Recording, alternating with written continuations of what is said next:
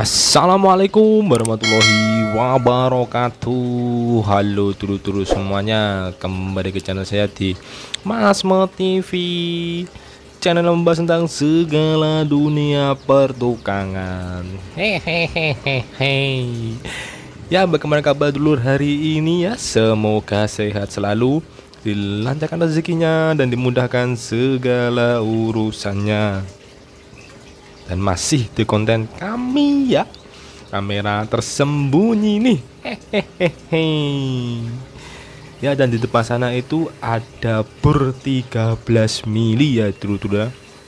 Bor besi merek ini modern JIZ 13 ya dulu-dulu ya. Atau mungkin ada juga yang menyebutnya ini bor kapal ya dulu-dulu ya, karena bentuknya seperti kapal ya. Ini bor ini bisa dibilang memiliki ciri khas ya dulu ya. Putarannya tidak terlalu tinggi RPM-nya, tapi tenaganya bisa dibilang sangat besar ya dulu ya. Jadi ini sangat berguna sekali untuk melubangi lubang dengan mata bor yang cukup lumayan besar ya dulu ya.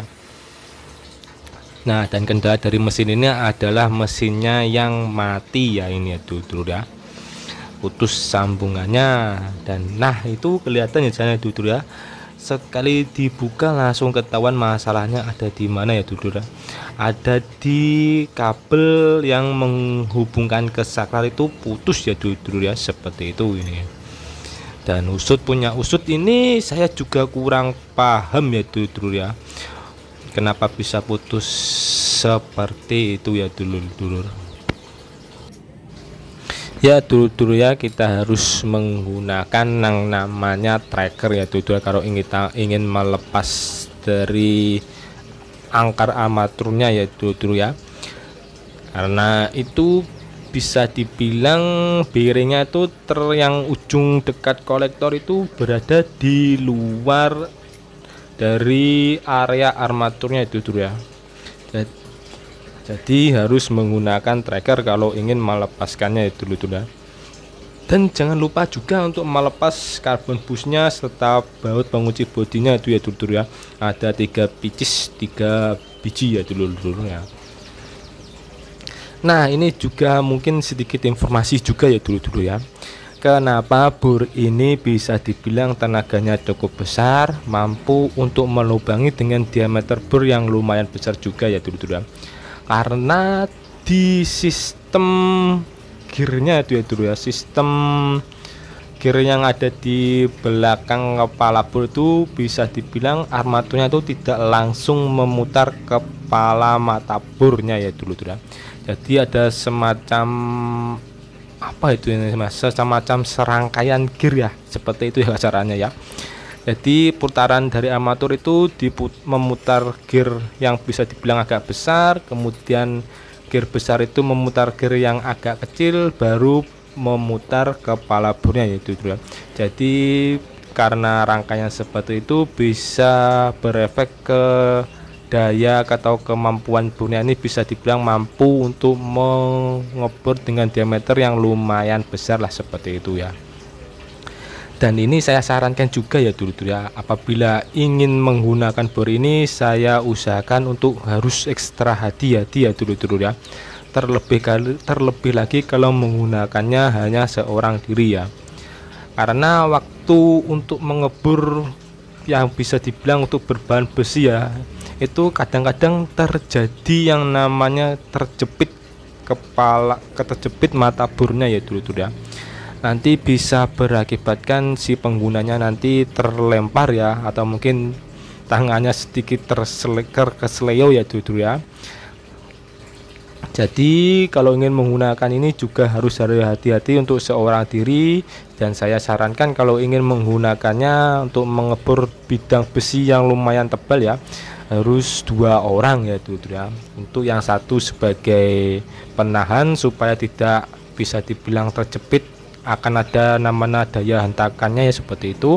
Yang satu lagi untuk menekan menekan bornya untuk melubangi ya. Jadi lebih amannya untuk menggunakan ini untuk 2 orang ya, terutama untuk pengerjaan berbahan besi yang pengebor untuk bahan yang tebal ya dulu-dulu ya, seperti itu. Dan untuk perawatannya ya dulu-dulu ya, saya sarankan juga ini untuk sering-sering mengecek ya dulu-dulu ya, karena saya juga sering menemui kasus itu di skrup penjepit stator pelnya tuh, karena mungkin karena ada getarannya ya dulu-dulu ya, jadi itu sering kali itu terlepas sendiri ya dulu-dulu ya, terlepas naik ke atas dan kemudian bertabrakan dengan kipasnya ya dulu-dulu ya. Takutnya nanti kejadian seperti itu malah bisa merusak kipasnya dan terlebih lagi bisa merusak armatur atau statornya ya, seperti itu. Tidak jarang juga tuh tiba-tiba kipasnya itu longgar dari tempatnya juga ya dulu-dulu ya. Jadi kipasnya itu turun, terus kemudian itu menghantam yang namanya gulungan statornya itu ya dulu-dulu. Saya juga pernah menemui kasus seperti itu. Jadi saya sarankan untuk sering-sering juga mengecek ya dulu-dulu ya, mengecek bagian itu terutama skrup, kemudian dan bagian kipasnya ya dulu-dulu ya, seperti itu. Apalagi ya ingin saya sampaikan ya, mungkin juga cukup sampai di sini ya dulu-dulu ya, karena ini permasalahannya sudah ketemu. Saya cuma cukup menyambung yang namanya kabel listriknya itu ya dari stator atau pel ke saklarnya itu dulu ya, seperti itu. Dan mungkin ada yang kurang saya sampaikan ya dulu ya, silahkan tambahkan di bawah ya dulu ya. Sekali lagi terima kasih untuk dulur yang sudah menonton channel ini sampai selesai. Mohon maaf apabila ada salah kata atau mungkin ucapan saya yang menyinggung, dan semoga video ini sedikit banyak bermanfaat ya dulu-dulu ya. Silahkan tinggalkan kritik, saran dan pertanyaan di bawah ya dulu-dulu ya. Sekali lagi terima kasih dan sampai jumpa di video selanjutnya. Wassalamualaikum warahmatullahi wabarakatuh. Dadah.